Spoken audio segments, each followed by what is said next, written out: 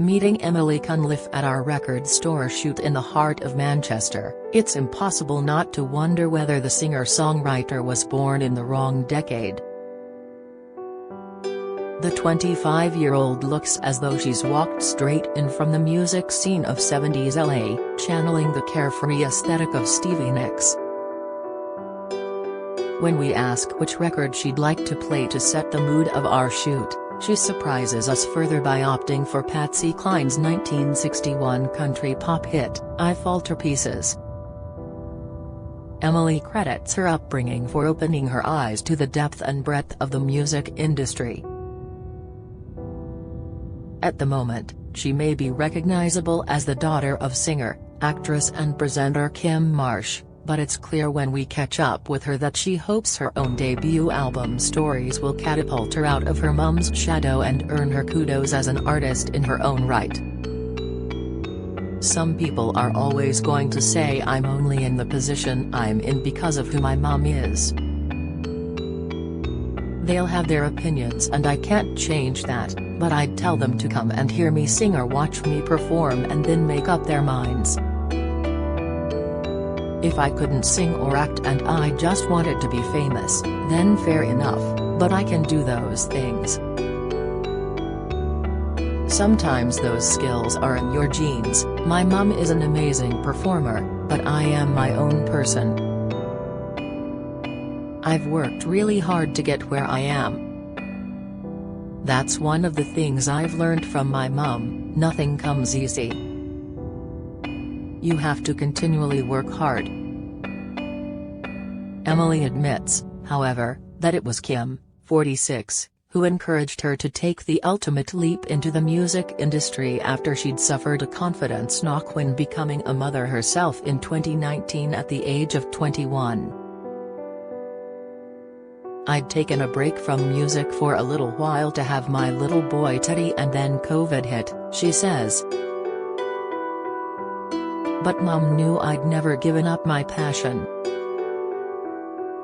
It was then that Kym introduced her daughter, whose father is Kym's ex-partner David Cunliffe, to a handful of producers, who were amazed with the potential of Emily's vocals. Straight away they said, "We need to do this," she recalls. And I thought, if I don't do it now, when will I? I thought, even if it doesn't get me anywhere, at least I'll know that I tried. Fast forward, they flew me over to Nashville to record my music and it's been all go ever since. Despite stories having been made stateside, Emily insists her vocals are far from those of country musicians. With it having been recorded in Nashville, everyone always thinks it'll be country music, but it's not. There are some songs that do have that nostalgic country sound in them, but I'd definitely say my music is a blend of a few genres. Emily, who cites the likes of Amy Winehouse, Alicia Keys, Whitney Houston and Michael Bublé as some of her favorite artists, adds, "It's soulful, it's bluesy, a little bit like Norah Jones, but also completely different to anything else that's out there." A couple of songs have a bit of a Muscle Shoals vibe, the famous Alabama recording studio. There's something on the album for everyone, no matter your taste. Emily, whose accountant fiancé Mikey Hosauskij is the father of Teddy, 4, is stepmother to his daughter Polly, 7, and credits the children with inspiring several tracks on her album. My favorite song is called Little Boy, Little Girl, which is about them, she says. I really want to emphasize to my son that, if you really want to do something, don't let anything stop you. Having children really does give you that extra fire in your belly to achieve your biggest ambitions because you're no longer just trying for yourself, you're trying for them too. The last year has seen Emily embark on her first onstage venture as part of the Greatest Days tour, in which she is performing alongside Kym. It's been incredible, she says. smiling. "My mum and I have always loved singing together at home, but to be able to do it in front of hundreds of people every night is just another level." Before the first show, Mikey was like, "Are you going to read the reviews?" And I said, "I'll read the first one, and if I don't like it, I won't read the rest." Luckily it was a good one. And it's been so amazing meeting some of the fans after the show. People wait near the stage door for you to come out and they've got pictures for you to sign. It's really surreal. Emily trained with Carol Godby's theatre workshop in Barrie from a young age, before appearing on Britain's Got Talent and The Voice in her teenage years. And although she's only now catching her big break, she says observing her former Coronation Street star mother living her life in the public eye has made her wary of fame and its dark side. "I do feel quite prepared for the things ahead," she says. "Seeing my mum receive criticism always made me aware of the risks, but I've seen her come through it and I know I'll be able to do the same." As well as offering advice on the realities of stardom, Emily says Kym, who plays the older version of her character Rachel in the Take That musical, is on hand to reassure her during her moments of doubt, especially after long days of rehearsals. "It helps that I've got a piece of my family with me when I'm working away from home so much," she says.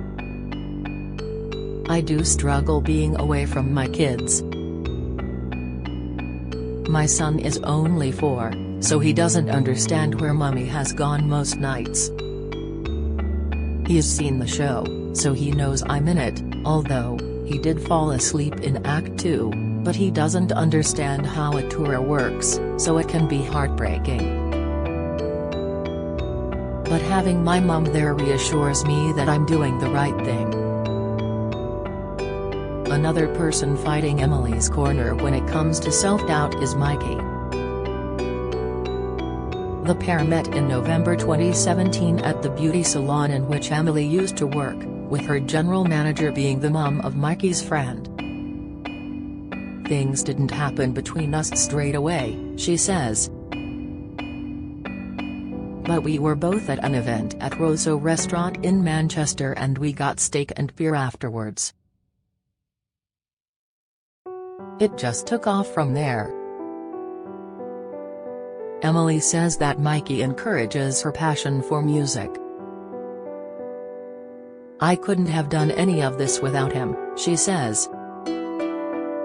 "He's doing his job as a dad and my job as a mum at the same time because I can't always be there.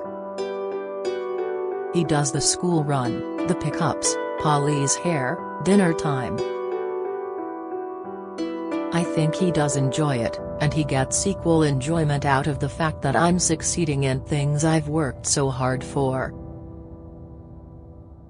He's the best dad ever. Seeing how the kids are with him absolutely melts my heart."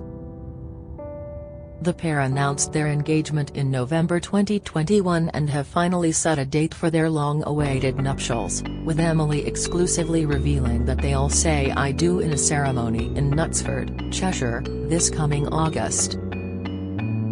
"I can't say too much about where we're doing it," she teases. "It's coming around so fast though. Mikey has been our official event planner, which I didn't expect. People usually joke that the men just turn up, but he's taken charge of absolutely everything. I can't give anything away about my dress either, sorry," Emily says, laughing. "I'm trying really hard to keep it a secret from Mikey, but he'll want to read this interview, so my lips are sealed.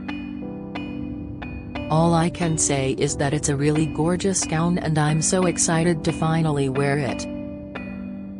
Emily also says that Polly and Teddy will be dressed to impress on the big day. "They're going to look so cute in their little dress and suit, I bet they have everyone crying," she adds. Asked if she could see Kym's band Hearsay getting back together for one night only to provide entertainment for the evening, she smiles, "Can you imagine? That would be amazing." But no, sadly there are no plans for that. "I was only 3 when my mom joined that band, can you believe that? They've got some really catchy songs. When it comes to whether or not she could see her own kids following in the family's musical footsteps," Emily appears bursting with pride. "Teddy can actually hold a tune. It's really funny to see. My parents always told me I could do whatever I want in life, so I'll be saying the same thing to him when the time comes."